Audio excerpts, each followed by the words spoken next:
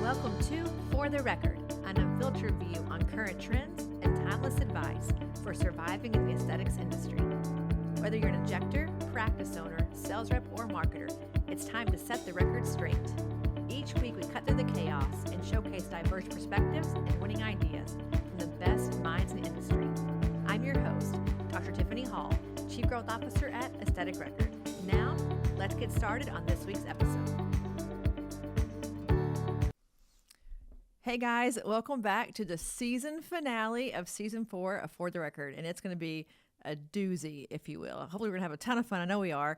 We have with us the guest I have waited for since day one of For the Record. I have thought about this every day. Let's hope I don't screw it up.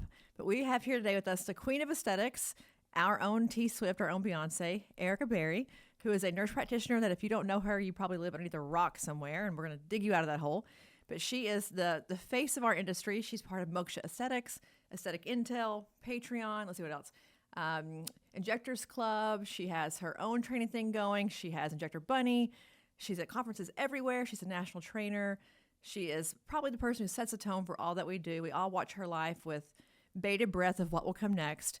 And she's here with us today, and I'm so excited. And we also have with her her trusted sidekick, the person behind the brands who has made, I don't know, the social splash of the century and has really helped Erika to grow her brand and is now growing her own brand with her own Patreon channel. She is a wealth of knowledge, came to Aesthetic Next last year and shared many of her social media pearls. She's capturing content every day at Moksha, doing all the things.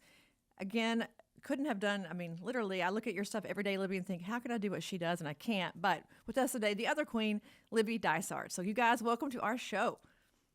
Thank you for having us. We're so excited. We're so pumped. We've been waiting for this day. We look up to you so much, and you are just the queen of queens, and you inspire so many people. So just being around you makes us feel better. And we're so excited for Aesthetic Next this year. It's like the Oscars. You really are the Oscars. Like, I don't know. Like, I know you probably can tell us like the road that got you here, but everyone's like, you can't miss it. Like, it is just the thing of the year that everyone gets dressed up for, they get their outfits for. Like, for me, I try to do a different outfit for every talk and every event, but you really have captivated all the conferences, and you are just the queen. We bow down to you. I know, it's literally like Aesthetic Fashion Week is Aesthetic Next. Honestly, you should have an event called like Aesthetic Fashion Week, AFW. We should. We could have like a little picture station where you come and get your picture made. So we have this thing here, the Barbie experiences here, and she has all of her little Barbie rooms where you can like get your little photo in front of her Barbie ski and Barbie teacher and Barbie doctor. We should have that like for photos, just for everyone in their all their fashions for the week. Brilliant idea. That's brilliant. That's such a good idea. Well, you two are the queen. Forget me. I'm just here as a spectator. I talk about you guys on the podcast all the time. You probably have heard that from people, because I'm just in awe of how you guys do what you do. I mean, you're everywhere. You're right now in 2 different cities. You're both probably busier than I can even imagine. I'm pretty darn busy, but you're both really busy. And you have grown these brands to just this monumental thing. We talk about a lot here. People aren't really famous. Like, you're famous in aesthetics, but not like really famous. I feel like you guys are like famous. It's probably just me, looking from the outside in, but I have so many questions about how you do it and how you got to this point. And Erika, you're Johns Hopkins trained. You're like a legit nurse practitioner who's done a lot of things, but now you're really a social media icon, but also a personality. And so I want to kind of start there. For both of you, looking at Erika's brand, how did you become Injector Bunny, and how did you take the seriousness of being like a nurse practitioner, being medical, and turn it into this like really fun, approachable persona? Yeah, well, I have to really thank Libby for that one. I started in the hospital, so it's hospital-based. Graduated from Hopkins, went to UCSF, worked for plastic surgeons, worked for urologists, and then kind of was thrown into injecting. I didn't want to be an injector, wasn't like really trained. It wasn't like this training courses that we have now. It was like see one, do one, teach one mentality. And then in the hospital, you just were handed patients. You didn't have to work for them. And then I moved from San Francisco back to DC, and I started in med spas. And I was so perplexed by like, wait, I have to get my own patients. Like, wait, I'm commission based. Like, it was very perplexing, that whole like jump. So then I started my Instagram. That was back in, I think, 2015. And then I just noticed the more I posted memes and funny, relatable things and videos of me injecting, it kind of broke the barrier. When people came in, they weren't nervous about Botox or filler, because I'd shown, and they'd come in and be like, Erika, I want this. And it was just kind of helped my consultation practice and the whole kind of bridge to I'm scared I don't know you to I know who your husband is, I know where you honeymooned, I know I had just gotten married then. So I think it was a nice thing. And then I saw it grow and grow. And then I met Libby and she was like, you're not doing enough. You're just like, I would, take off a couple of days. She's like, you need to continually flood people with who you are. And then I just have no shame. I'm like, I'm that person that like, I'm drinking a green drink right now. And I think I have like food in my teeth, but like, I don't care. Like if I have food in my teeth right now, I would laugh. Like I really don't get bothered by things. And I think that's the game. That's the game of aesthetics and social media is you have to like take your give a shit cap off and get real. And people love the realness because aesthetics can be a rough game and people can be really fake and knock you down and tear you down. And I just decided from day one, that's not going to be me. I'm going to be the bunny train, like get on the train, get off the train, but get on the train. And like, there's seats for everybody and there's room for everybody and we'll figure out your role. But like, I'm just a train. I'm just going to keep on going. And that's my mentality. And then Libby just, always tells me like, no, that's inappropriate. Don't post that. Or like, no, that's not funny. Or like you spelled masseter wrong or like things like that. She really helps me just keep it real too. She's 10 years younger than me. So really helps me with pop culture and Taylor Swift and like knowing what to do. So Libby, how did you do it? Well, I think the first thing my mind goes to, Erika, is when people ask about Injector Bunny and where that kind of came from, that name. And it's a story that's unique to Erika. And I think that's a lot of reason behind why brands kind of take off or become successful. It's just like being authentic and embracing who you are, taking that part of you and then turning it into something or making it something special. She didn't choose Bunny like randomly. She was, people always ask why Bunny. So with the Bunny name, she actually used to be called Bunny, right? Erika, correct me if I'm wrong, when she was growing up because she had some buck teeth. And so that was kind of just still do like ready for my veneers. Like shout out to all the cosmetic dentists out there. Hit us up because I'm ready for my buck teeth to go bye-bye. Mm-hmm. And I think it played well with when she first started out. Your handle was Botox Bunny when I first met you, right? It was I started with day one Botox Bunny. Yeah. So the 2 B's, the alliteration, that always helps, love a good handle. Not only is your Instagram handle like so important for just being online and having something that's like easily memorable and searchable, but it's going to really, in a lot of ways now, mold into or meld into whatever your brand and your business and your life really. And so it's important to have something that you like and something that people remember and that goes and flows well. And so she chose Botox Bunny and a lot of people at first were like, who's this bunny girl? But eventually it kind of, spurred a lot of creativity from the start. I mean, we created a logo of like a little bunny and like a little syringe, like, kind of cute stuff like that. But it gives you more of a base to start at than just something more generic in her brand. But I think this is lesson number 1. Didn't mean to interrupt you, but like people identify with you, not your office. When people have their office as their handle, I'm like, no. No one cares about your office. Think about Michael Jordan. Think about Nike. People associate Michael Jordan with Nike. That's like the whole Air Force One and his shoes. So I think that's really important for injectors to know, like, stop hiding behind your office name. Make your handle so easy to spell, like Injector Bunny. Everyone can spell that. Your 14-year-old daughter can spell that. Like anyone can spell that. If it is a very complex name, Libby and I always were like, do not have a complex name. Easy to spell, not your business name. Something fun and easy. Yeah, but I agree with you so much. And I think about 2015 on the scene. I think I met you or knew about you in like 2016, maybe early 2016. And you had the Botox Bunny name. I know who that was, but you weren't like this, mega star quite yet.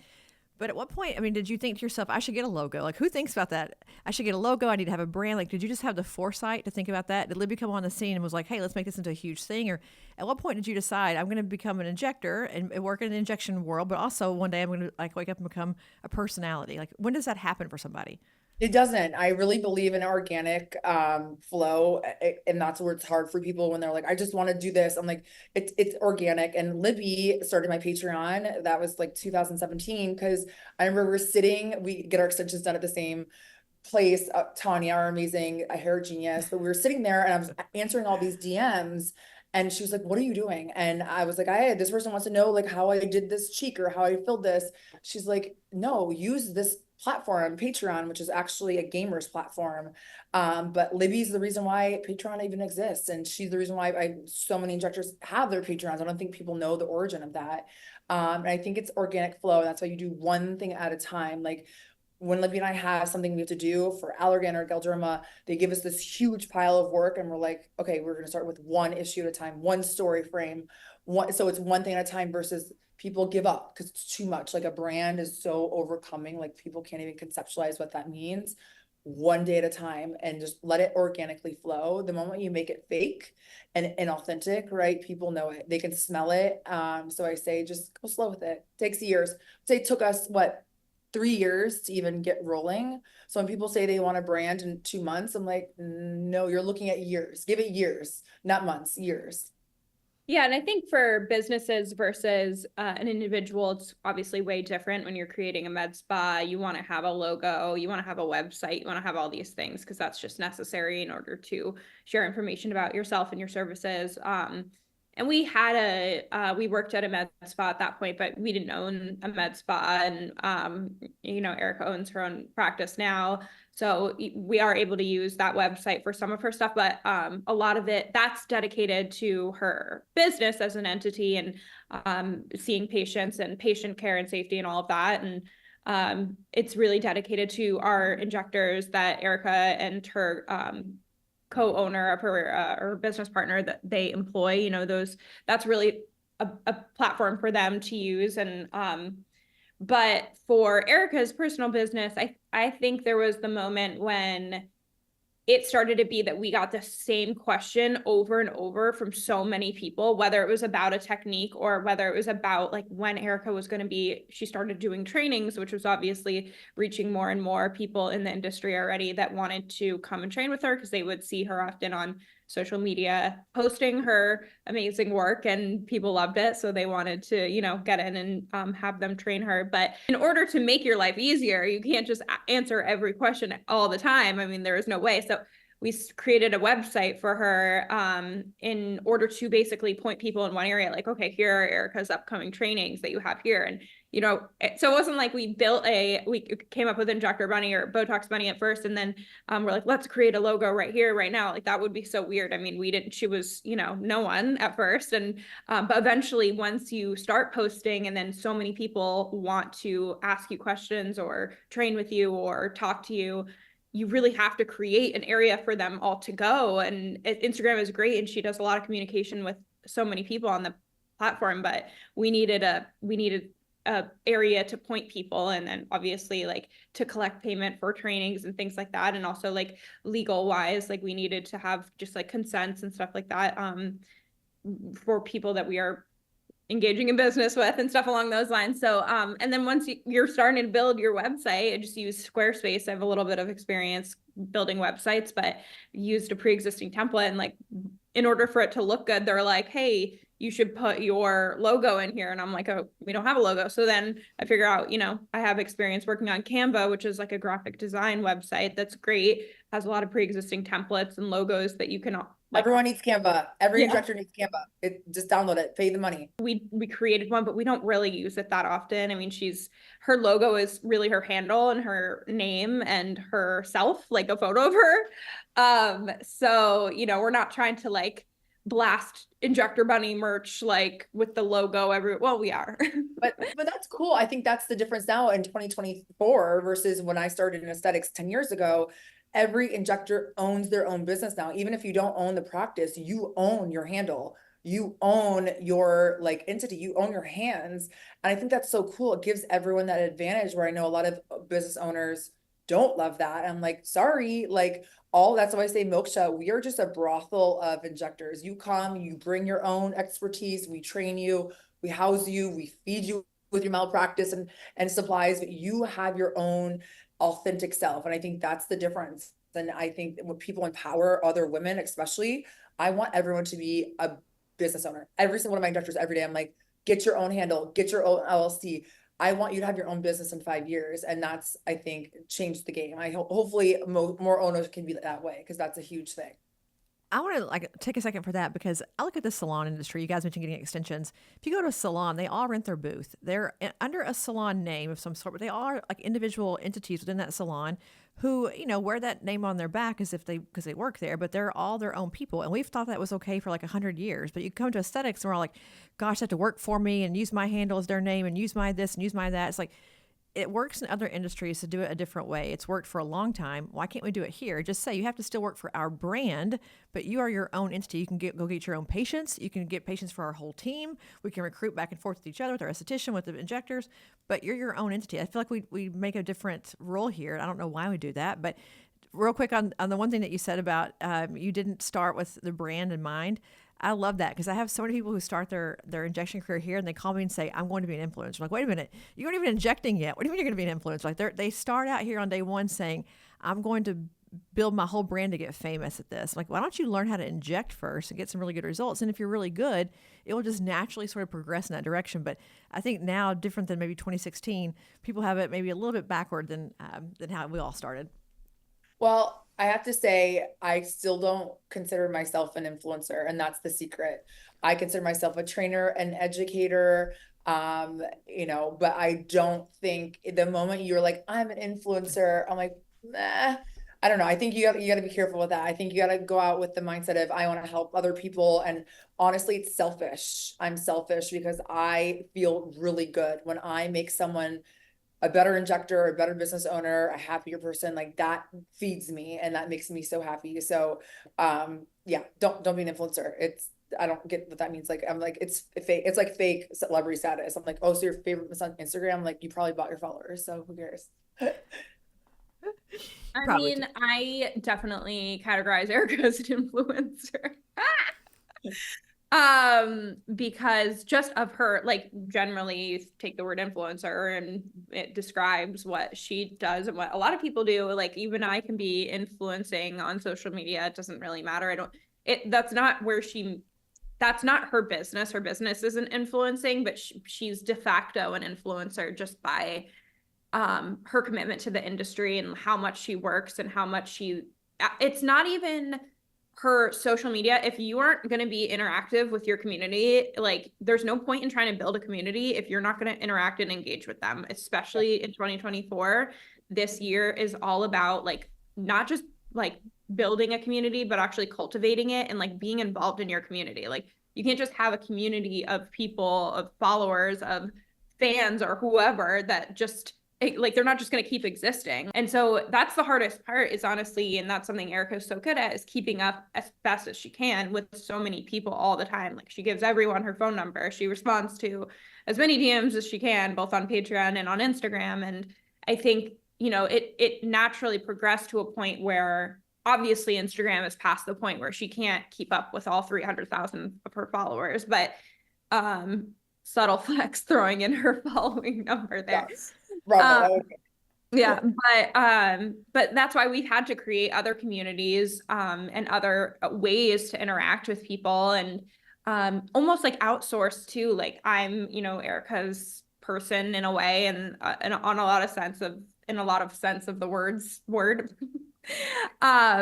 Both like as one of her best friends and also, working with her and helping her brand always. And so, people talk to me and feel like they're talking to Erika. So I think just like having people who she works with so many people too. Like, and I know you mentioned this in your questions, like working with Wasim and working with like Shakira and just like all these different people in different parts of the industry that she partners with, that can just also be kind of a way for, like, they also have their own following and stuff like that, but also just like another arm of Erika, if that makes sense, and just like helping overall in a sense of like creating this bigger community that, we're all able to kind of talk to each other and yeah, get along and know each other and all of that. So love it.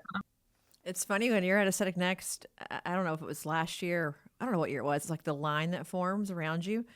And I think about that all the time. I know a lot of people and I'm in a lot of rooms doing a lot of important things for the industry, making a lot of decisions that matter, but not where people see it, right? It's not public. It's not like the fanfare. It's like I might have done the thing, but no one would even know about it.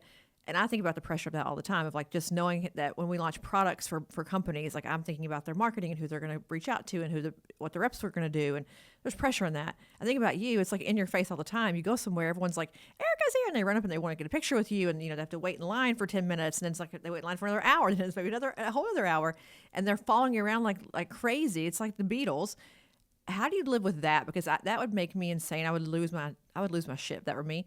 How do you do all of that and still stay poised and get on stage on time and you have your lectures all done and you maintain the Erika Barryness without any of that like ever getting to you or making you flustered or anything. So I don't know how you survive that, because I really think people don't think about that part, that when you get to the level that you're at, everyone wants to be around you, wants a piece of you. And it's hard to decipher like who's really here because they want to be with you and they need things, professional business, whatever it is. And those who are just like, I need to get a picture and a selfie for my Instagram. Yeah. Well, it's awkward. I don't even, it like brings tears to my eyes. It's such an honor and a privilege to even be in this position. And I have imposter syndrome, right? So I think that helps. Like, I don't feel worthy of it ever. And I feel like always surprised and just like, wow. And it's an honor. And it's just, again, I don't even know why, because I feel like most of the time I'm doing things and I'm like, oh shoot, I said the wrong name, or I said this wrong, or I did this wrong, or but I think that's the secret, right? And I'm very big into like the power of being present. So for me, I think being there in that moment, which is a good thing and a bad thing, where I have a child and I have a husband, a family, but when I'm there at Aesthetic Next, nothing else exists. When I'm talking to someone, no one else exists, and they feel that, and that's the truth. And I block everything out, and that's the power of presence in 2024 is very rare. Everyone's on their cell phones, everyone's different areas, right?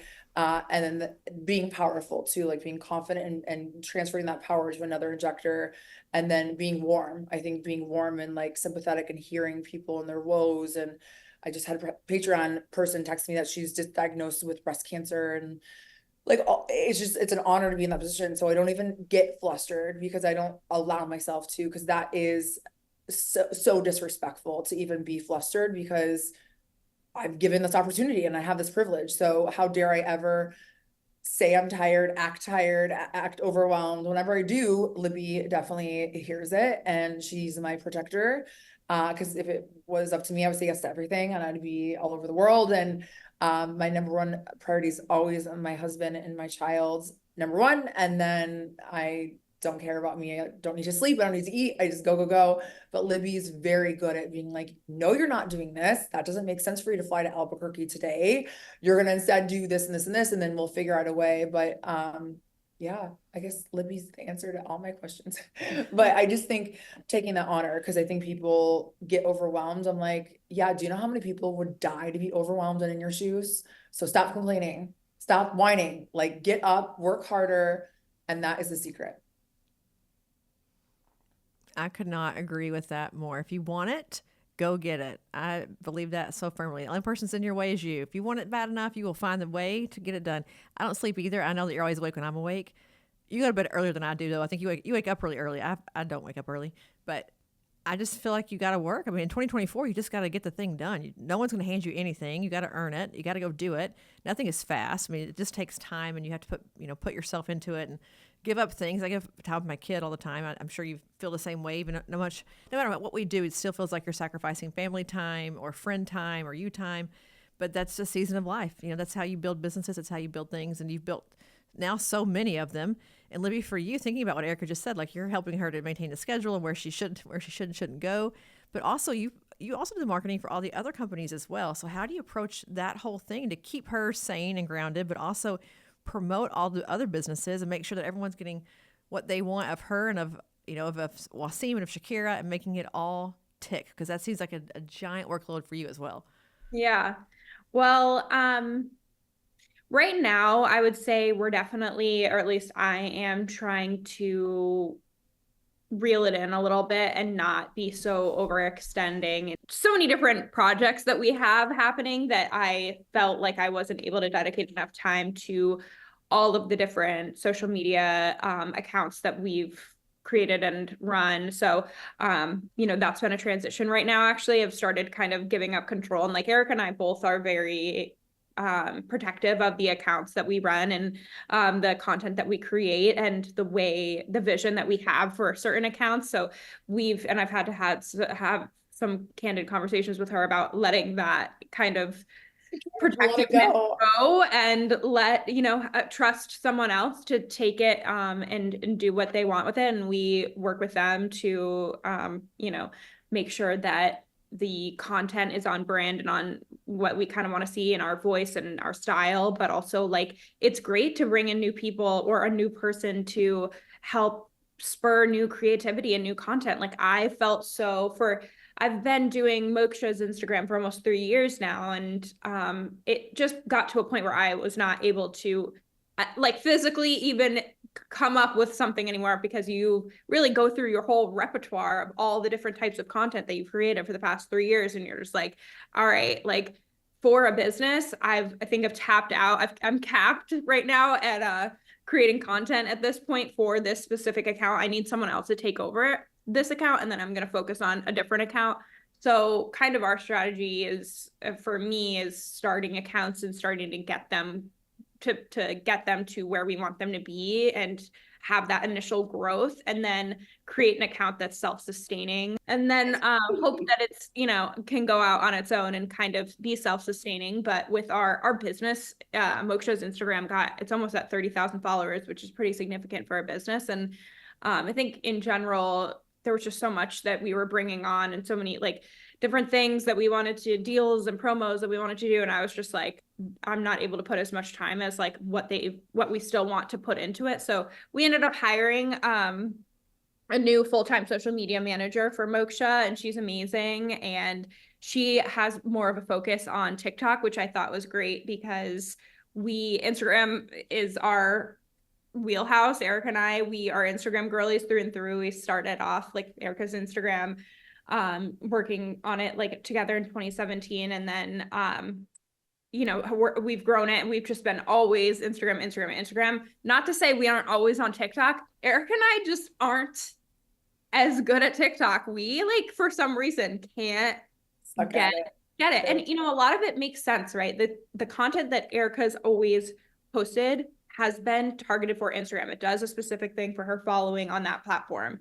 And even if we take something that we post on TikTok that would do well on TikTok and then put it on Instagram, it's not going to do well as well, because we curated it for a following on TikTok that Erika's Instagram following might not relate to or just engage with, because it's just not the type of content her account is typically pushing out. And so the algorithm will also get kind of confused and other things along those lines. But so I think when it comes to me managing so many different accounts, it's gotten to a point where now I need to kind of outsource and train some people to help and provide guidance to people to help manage accounts and create content.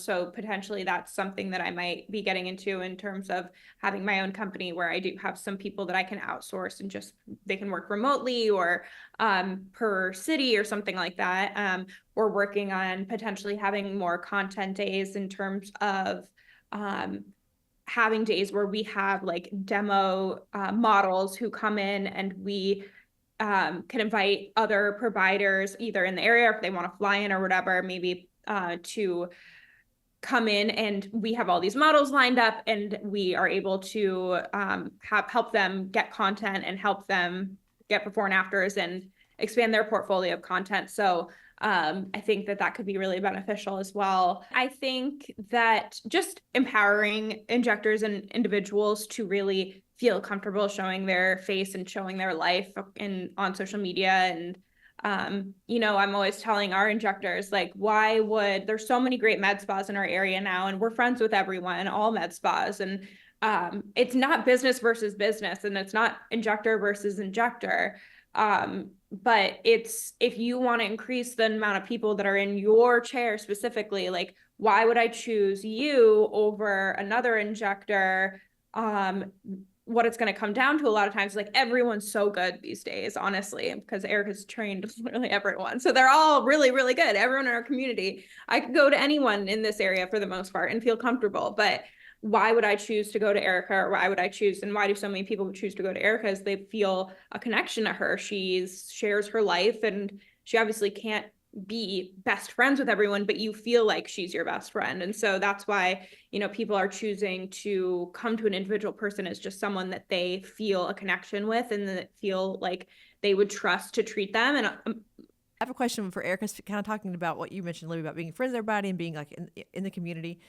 For one thing, on social media, Erika, you do kind of let your whole life. I mean, we see your whole life. We see the house in Miami. We see Jack is potty training in the living room. We see everything.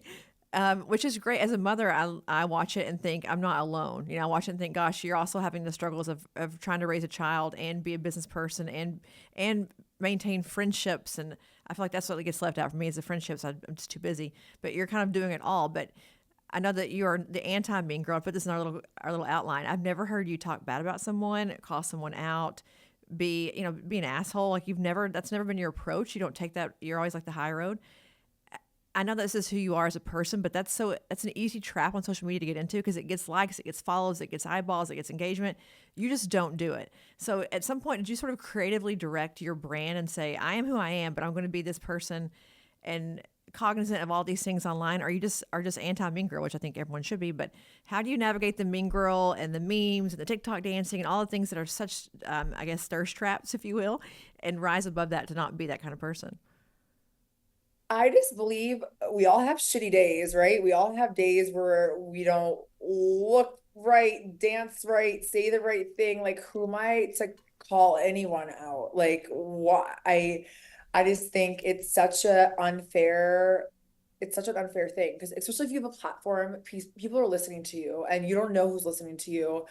And for you to call someone out is just so inappropriate. I can't even say. I believe give everyone a chance. You never know. Even when I hear someone, and Libby protects me of this very much so, because I do not want to hear if someone is talking ill of me. I do not. If it's one of my employees, fine, come to me because I would like to handle that. But I cannot. I don't want to hear anything about me because I know people say things like I'm not dumb. I know things are said, but in the back of my head, I only care that Libby thinks I'm a good person, that you think I'm a good person, that my child thinks I'm a good person, and my husband. Like that is it. At the end of the day, and everyone else that does hate on me, it's because it's something they're going through. And again, if you hate someone, it's because you're going through something. So what I should do is show you more love. Because if you're acting like an asshole, it's because, again, something's probably going on in your life. So why would I be mean back to you? It's going to make it worse. I might as well just be nicer to you. And I grew up a tomboy playing sports. And so I only had friends that were guys. And so college, I was like, what is wrong with women? Like women are crazy. And then my first job was with all male surgeons. There was one female attending on our service and she became really close. We like bonded over that. But I was used to working with men and it was just easy because they like say what they say. They might say things inappropriately, but they say things and it just gets it done. But with going in the med spa world, I was just like, wow, there's a lot of personality. And I decided from day one, the way to navigate any drama is to not get involved. When someone's talking badly, all you do is just excuse yourself from the situation. Don't feel like you have to make it right. Don't feel like you have to give them a lecture. Just walk away and say, I hope you have a great day. And that's it. And when anyone wants to talk ill of any injector, I just simply ignore it. And I don't know if that's the right way to handle it. I have no idea. I'm sure therapists would say something else, but I don't know. I love that theory that there's a jar. I just posted it the other day on Patreon, but you have a jar like this.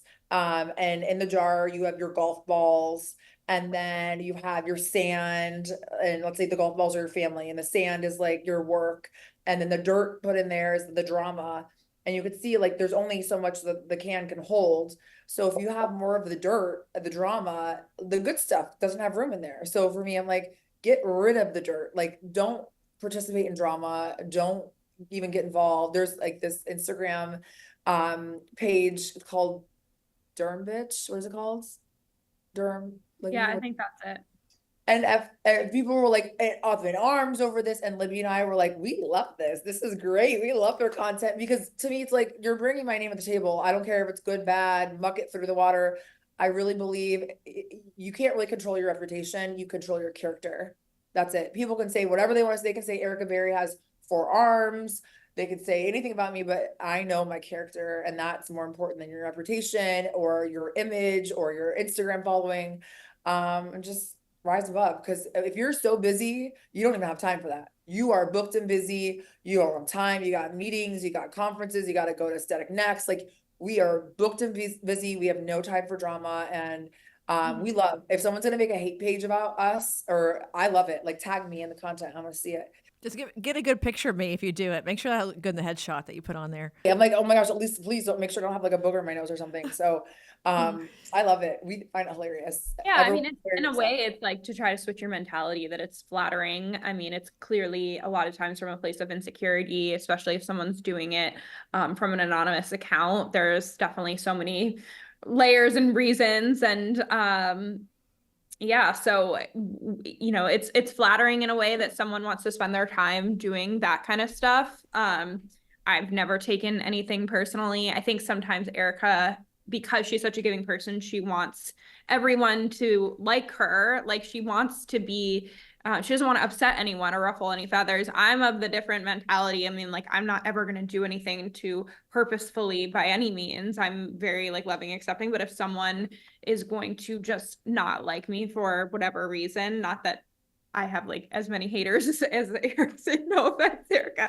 But Erika's so big that obviously she's gonna get some haters, you know, every now and then. But I don't even know who these people are. Like, that doesn't bother me one bit. I'm like totally fine with it. Like Erika said, like, they need more love, like they need more like, obviously maybe they're going through something. If they I generally just feel bad, like that they have enough time on their hands to even like spend doing that kind of behavior or acting in that way or feeling that way. But I think we draw the line though when we get nasty comments coming for like our patients on Instagram, and I've talked about this before, where then we're like, oh hell no. Like, if you're gonna comment, because our patients like are the first up there in the comments, like looking what people say. And if someone's commenting, like, first of all, none of your business. If you have anything negative to say, if you're another provider, like, if you feel like you would have done something different, great. You are more than welcome to like slide in our DMs and let us know. If, I guess, like, always welcome to hear that feedback from other, from our peers, but especially when it comes from other injectors or other aesthetic providers talking about like how the results don't look good. Like, that is so, it's not even for us. Like, we're happy to chat with you, whatever, but it's for like our patients looking at those comments and like, just remember that they're really looking through those. And that's like the number one thing we want to protect. And if they feel confident and happy, and that's all that matters. And yeah, so that's where we draw the line and we say, blocked. Yeah, delete. Like, yeah, I do delete those comments. Because a patient is really giving me that honor to post them, and it's a vulnerability, right? Like, it's hard to, if you're even being in the med spa, it's hard to even step foot in the med spa, let alone let this person with 300,000 followers post your work. So a lot of times Libby's really good at looking at those comments, and then she'll go through and delete. So, because a lot of times, I'm not gonna lie, I'll post something, I don't even look at the comments days, and then if I'm sitting on a plane, I'll go through it to interact with my community. But I don't want to miss a bad comment, because that is detrimental to someone that maybe doesn't have my thick skin. That I, so I really want it. Sometimes if I get 1 or 2 of them, I'll just go ahead and turn off comments on the whole thing, or I'll like archive the post, because I just this happened to me dozens of times. I mean, I've been posting since 2015, so it's almost been 10 years. So I've gotten through it all. Anything Instagram related, we've gone through it, we've dealt with it. So we need to write a book. We'd much rather have people attacking like Erika's image or like Erika's like appearance. All that. Like, say us, you can attack, but when it comes to like our family, our families and our patients, like, no, those are our babies. Like, that's crossing the line, right? Erika's very loyal and very protective of the people and things that she loves. So she's like, she'll take hits all the time. That doesn't, we don't even bat our eyes. But when it comes to And then I think that's even when it comes to each other. And that's why, you know, when I'm on her Instagram, if I see something and I don't tell her if it's something that like could actually hurt her feelings. It's just like messed up. Like you shouldn't have to see it. Like neither of us, you know, need to know those things or see those things. And so we're protective of each other in that sense. But yeah, it's always good to have some haters. That means you're doing something right. That's my mantra. If they're not talking about you, you don't matter. If no one hates you, you're not doing big enough things to scare them. And if you're not doing that, then, I mean, you're just one of many. But you know, even here, if they come from me, I don't care. Whatever. People meet me, and they're like, "Oh, you're actually pretty nice." Like, did I look mean? Do I sound scary? Like, I think I'm the nicest person ever. But people are always shocked, I think, when they meet a person in real life and they met them on Instagram. Of like, "Oh, you're not who I thought you'd be," or my friends all said you were a certain way and you really weren't that way. And I think that's just the nature of the beast with the Instagram world that we live in. But you know, if you come for the team, come for the patients, I just think they also own a business. If they're an injector, they own a business as well. They would die if you came onto their business page and said awful things about their patients. They would, especially if with your persona, how big you are, they'd be like, oh my God, they'd be mortified. But they'll go do it on yours and not think a thing about it. So, but I love on your stories, like when people are hateful and they come for you, you're like, you know, you take it on the chin and put fun things like, you know what, I am really skinny. I've been working really hard. I haven't been able to eat. I've been traveling. Like, you just take it in stride, like it's no big deal. And so I think people take a lesson from that. I've got a friend right now who's in an Instagram battle. I'm like, stop battling, just let it go. Like, it says more about you getting involved than it would if you just like walked away and just let it be. Like, let her have her own issues. But it's hard not to get sucked in, I'm sure. But people think about you, Erika, as a teacher, an educator, a mentor. The brands come to you for that. I think because you're not controversial, they all want to work with you. We see that if you are controversial, they kind of drop you over time because you're just too polarizing. But this idea that you do teach the world, like you are teaching everyone, how do you have time for that and like mentoring others, pouring into them? Because that's a lot of mind energy to like really work with someone as they build their career out. And do you envision like long term doing far more of that and less of like the injection part of it, or where does that all fit into your world of being like, I guess in a sense, a full-time teacher in many ways? Yeah. Yeah, that's where I fill my cup from. So, I love content creation, but I'm not gonna lie, social media pours my cup out. It is very draining. I put too much of it on Libby's shoulders. But teaching and training, especially with Wasim and Shakira, it makes the joy I have after teaching for an 8-hour day or 10-hour day, and Patreon gives me such joy. I almost like feel selfish because it is just the best feeling in the world when you teach someone and they're like, Erika, you gave me the confidence. Now I open my mouth, or like, look at this before and after I created because of you. Like, it just is the best feeling in the world, and it's fun to show people because, you know, the way I was trained was see one, do one, teach one kind of mentality. So, and I came from a UCSF and Hopkins, so they're research institutions and training hospitals.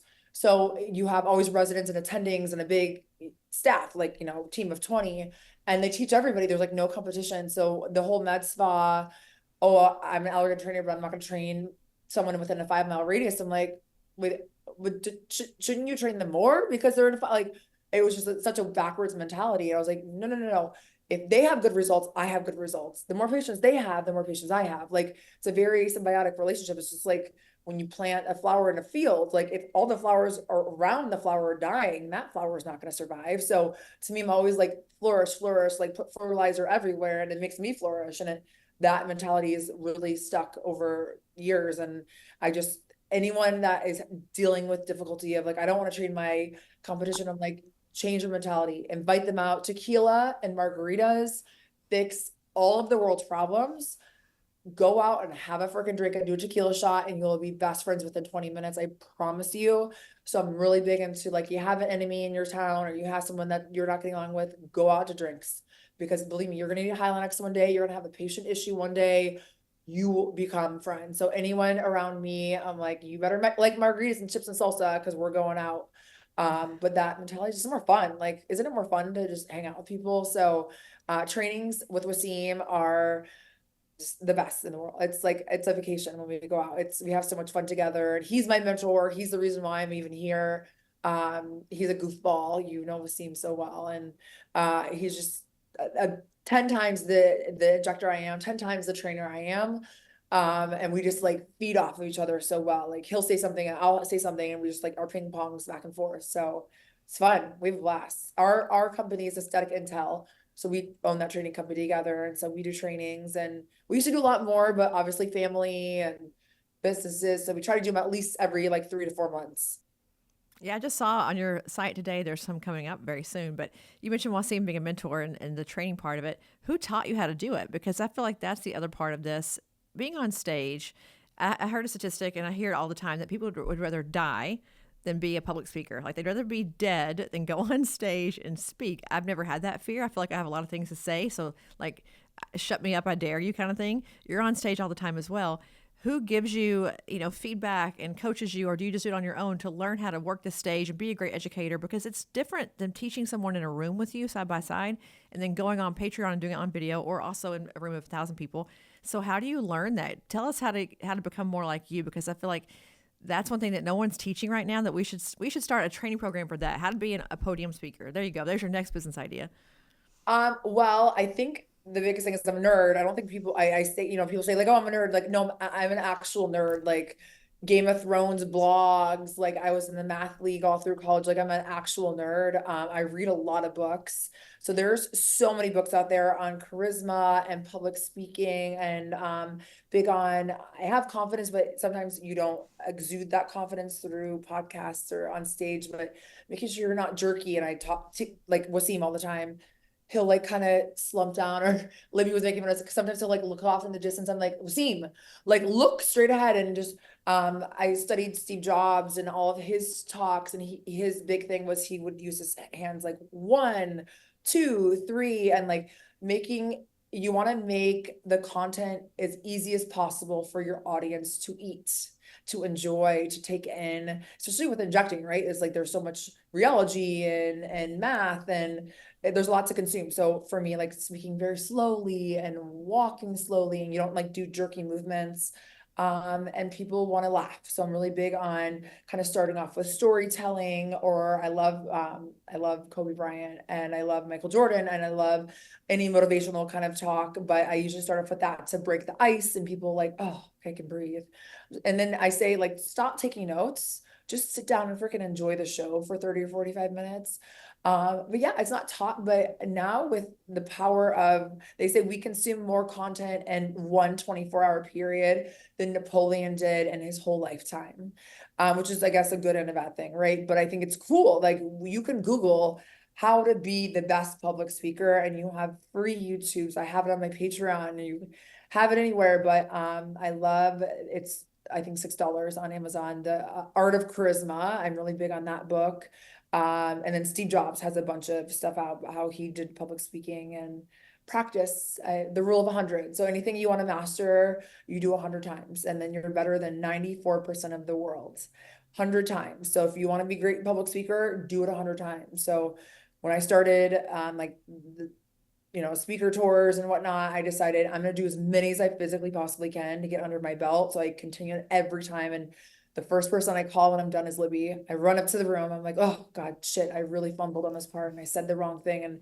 And I like critique myself, and I love to watch myself, and I just constantly 1% better, 1% better. Like as next this year, I'm like, okay, I want to do this. I want to make sure I talk about this. I want to make sure I use eye contact here. I want to use this outfit, like very mindful, and I practice months beforehand. And that's the thing. I don't just throw it together last minute. Preparation is everything. I show up early. I come prepared. I don't go out drinking the night before. I'm in bed by 8, 9 p.m. Be professional. Oh, that last part. That's a big one. It warms my heart. Be professional. Get prepared. Be prepared. Be there. Be ready.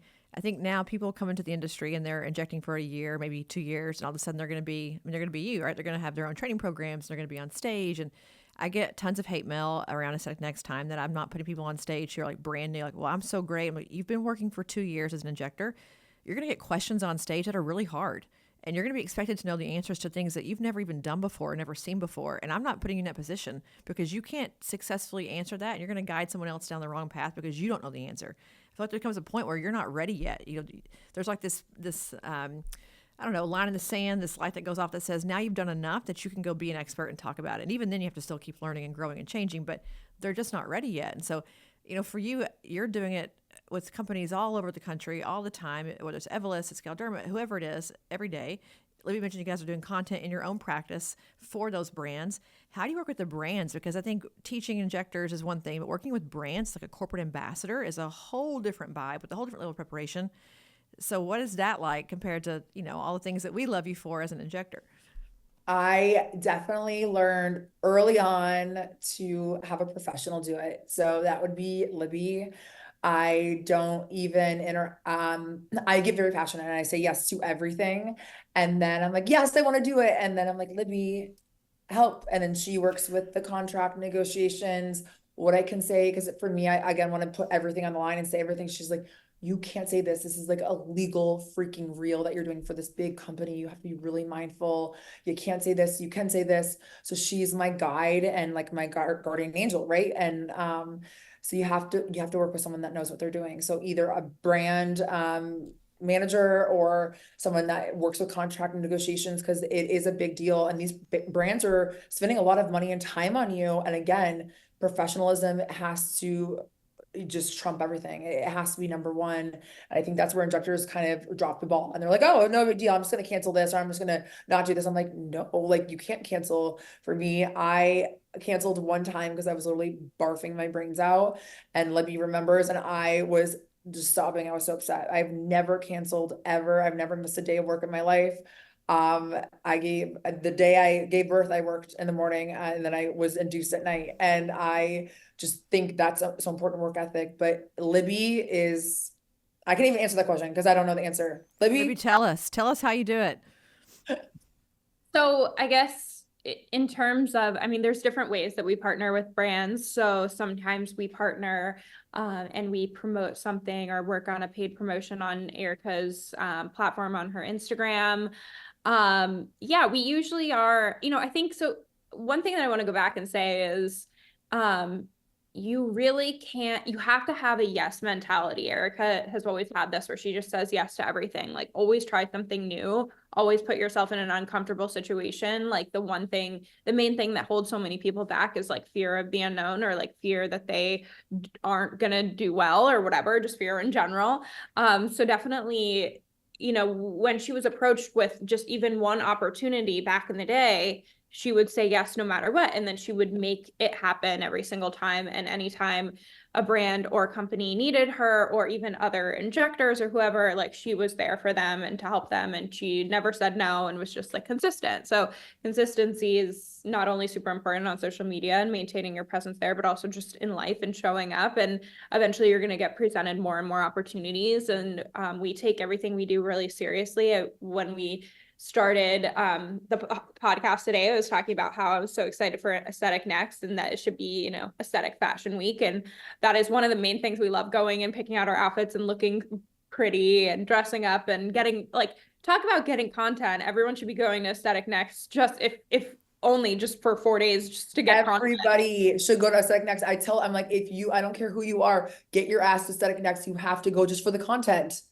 week, the whole week. Yeah, exactly. And like you're cross promoting with so many other injectors across the country, and you never know, like your content might speak like well to a follower of another injector who's the followers just never like gone in or whatever. And there's so much to go around in this industry, and it's like the more that we can support each other and like endorse each other and promote each other, and the better that we'll do to ourselves is like always our mentality. And but in regards to when we're at Aesthetic Next, I'm like, and our friends want to go out and party. And I know a lot of people do like go out and party and drink and get party buses and all of that and have fun. And you should, like, by all means.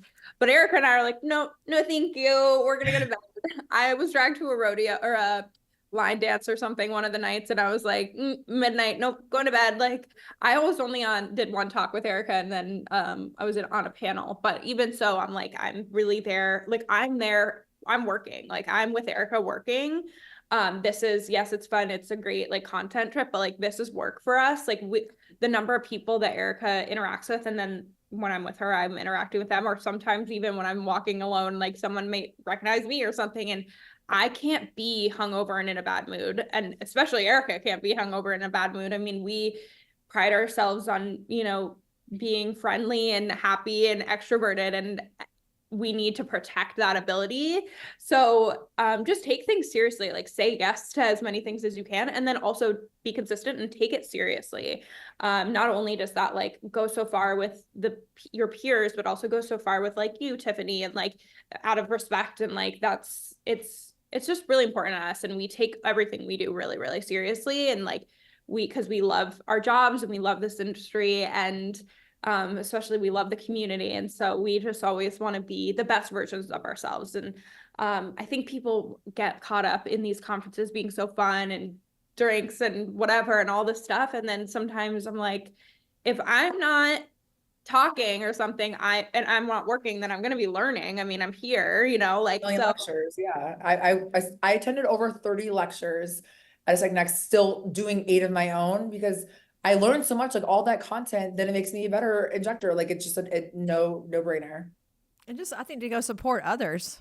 I mean, to be in someone's audience and they look out and they see you in their audience, I mean, that has to feel great that other injectors care enough who are busy to go watch them lecture and about their content and what they think is important. Like, I feel like that's a heartwarming thing for people to give a shit about you. I mean, especially if you're newer to this and someone's a huge name as an advocate of you in the audience. I don't know. I think that's just a great thing to do, especially if they're a little bit nervous on stage and they're unsure of themselves. Like, having you in their corner is a big deal. But anyway, sorry, Libby, keep going.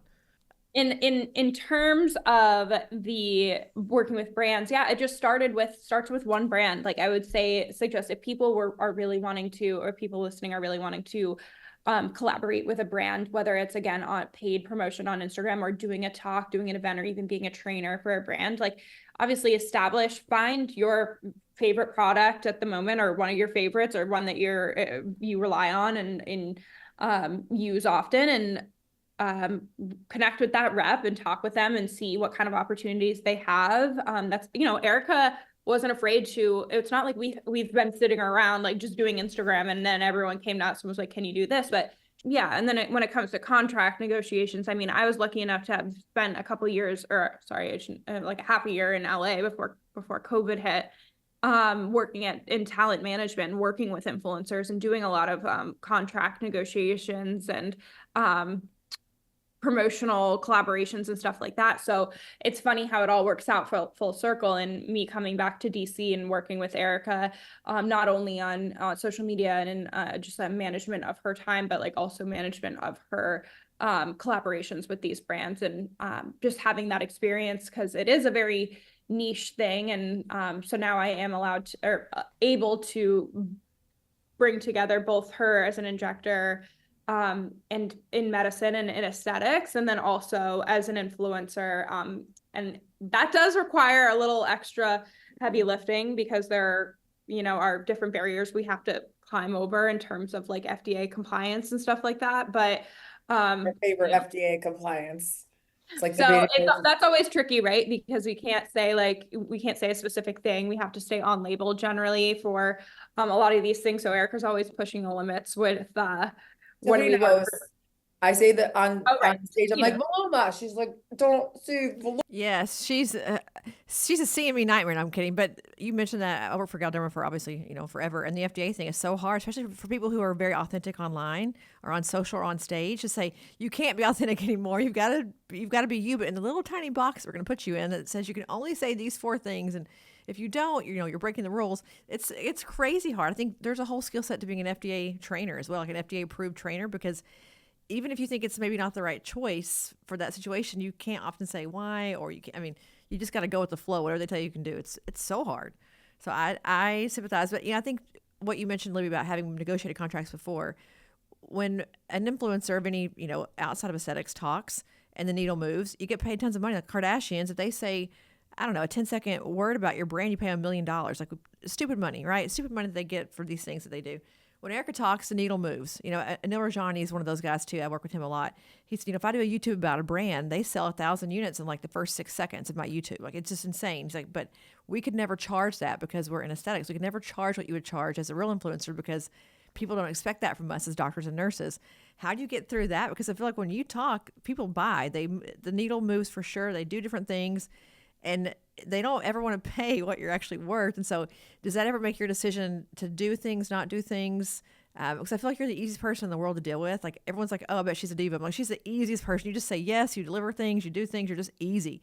but it's also part of it is it's still a business, still a brand. So how much of that factors into it? Like, do you get paid? Do you not get paid? Is it worth it? Is it not worth it? All those kinds of things, the dark secrets of aesthetics. I mean, for Erika, you know, I'm the one who handles her rates and stuff. And that's where I go in. I'm like, hey, I work with influencers. I've worked with, I'm working for her right now as her manager, as an influencer. I'm not working for her. We have practice managers. I'm not working for her as like a random, not know what's going on. I'm her manager. Like if she was signed to a company, it would be Social by Libby, you know, like that. I'm representing her with these brands. And so when it comes to negotiations and stuff like that, and they mentioned fair market value, bye, gotta go. We're like, what does that mean? Yeah, no, and I like genuinely, I'm like, I don't know how to like, but she's not going to be fair market value. Like, what's your fair market value to offer her as an influencer, right? Like, I'm not looking at it as an hourly for a nurse practitioner rate. Like, she's not providing her services as a nurse practitioner.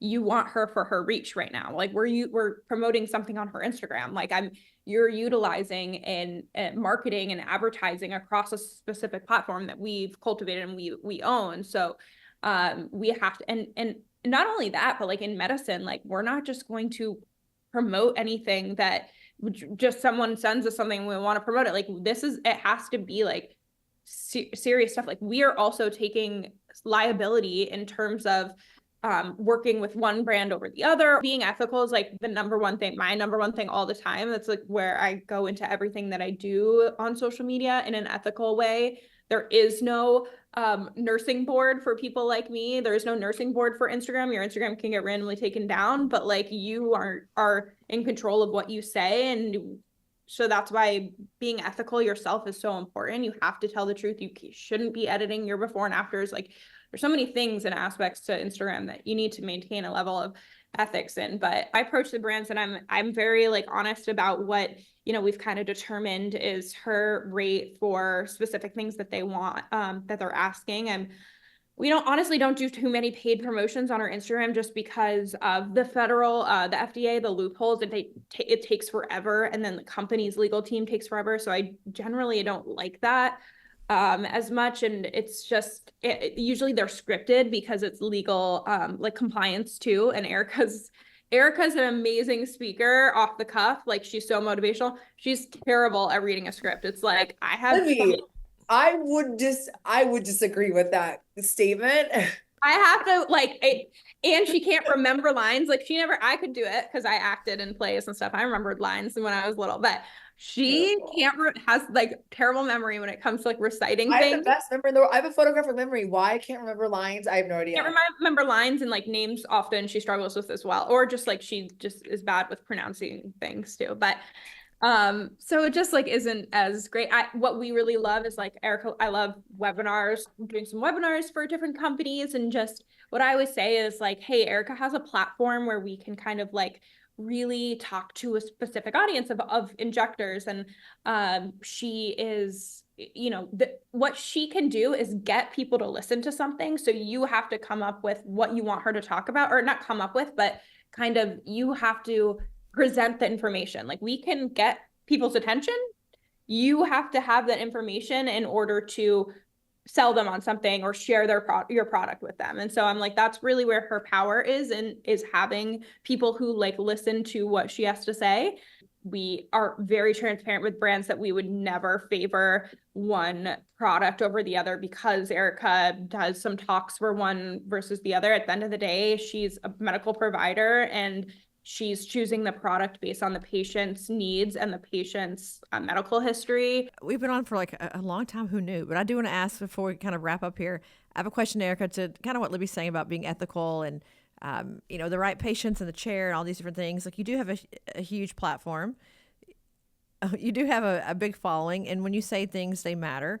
So what is your end goal with that? You know, as far as like advocacy, taking up causes, we talk a lot on the show about having standards, and the med spa space doesn't really have any standards right now. And so what, you know, at some point, are you hoping to do some of that kind of work and become, you know, almost like the ambassador of our world to, you know, legal, to representatives, Senate, whoever, Congress, to talk on our behalf? Or is that a thing that even interests you? Because the answer could be, I have no interest in doing any of that stuff. But what do you do with this platform once you kind of ridden this wave of like, you at some point Jack will be older, you'll be like, I'm not going to travel so much, things will have to change. What do you want to do next with all of this? I think that is something that is so important to Libby and I. Libby comes from, her grandfather's a senator and long line of lawyers. And I feel so strongly about that because it's so scary. When I started my platform and started Patreon, I would just learn something and I'm like, oh, do you mind if I show this on my Patreon? And I would show it.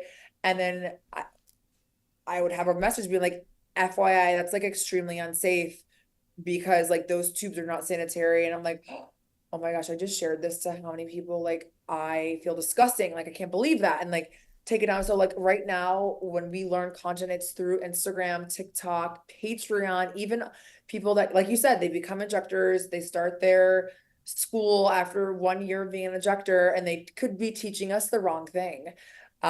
Recently, I learned that Upneek doesn't help with rosorius, or like mouth ptosis, like all these things that I'm like, oh, I thought it did. Like I heard it did. And I've been preaching this. And then Codafana is like, no, like the anatomy doesn't work that way. And we're constantly learning things. So I think we do need a regulation board 100%. I think that will be my next endeavor. As an injector and a trainer is working with, we need regulations. It's insane, the regulations, even getting malpractice insurance to travel abroad and inject. Libby and I are like jumping through these loops. They're like, oh, it's okay, she can inject on stage. We're like, can I? Like, we need a regulation. We need black and white yes or no answers, and you need to go through a rigorous process to become an injector. I think they're incredible nurse injectors. I think they're incredible doctor injectors. There's like, I don't care about the degree so much as you have to go through this like regulation process and this exam, and then you need a certain amount of training hours. Because I have to tell you, the things that I've even said and I've preached, I've learned like crap that is wrong, and I will get on there and say, you guys don't do this. I've now learned this instead. Every 6 months, I change my technique. I'm like, oh, don't use this needle, don't use this cannula, use this gauge, do that. So I think we do need a regulation board. I think that's such a great point. And you know what? It's not sexy or fun. And that's why I think it's not pushed harder. It needs to become sexy and fun. Like, we really need to focus on that. I think that is coming. I know Dr. Russo is amazing. He's working really hard on it. I know Kevin, I know Wasim, I know Larry Blevins. There's so many great leaders, Audrey Rose, in this industry that are really working hard on it. So hopefully it's coming soon.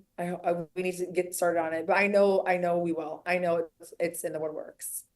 Yeah, I think your voice behind it and some of the big names that you just mentioned, if we can all come together, get you guys all in a room and say, let's just figure something out and start. I think that's part of it, is people who are making those laws or thinking about those standards aren't the ones who are doing it every day. And they're not the ones in the rooms hearing hearing the injector say things that they've learned.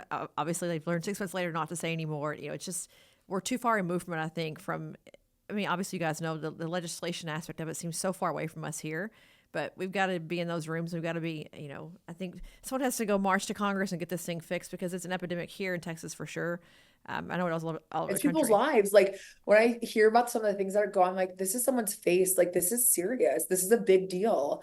It can be disfiguring. It can lead to blindness and bone infection, osteomyelitis. Like, there's so many issues, and people see the money in aesthetics and that's what they're going after. And I'm like, listen, dude, I love it, but you have to know how to treat your complications. And the more experienced you can become, the less you do. The more, for me, I just do home runs.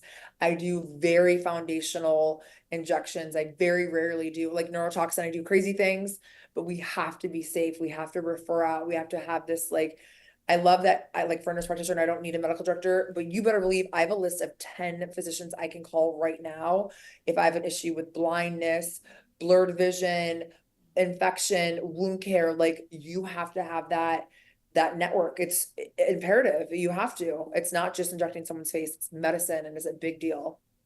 Yeah, I couldn't agree more. Well, ladies have been on for a long time. I could talk to you guys both for, I don't know, 100 years, 100 hours. You'll be an aesthetic next, or you better be. This is your required attendance. You're not getting invited. You're being told you have to be there.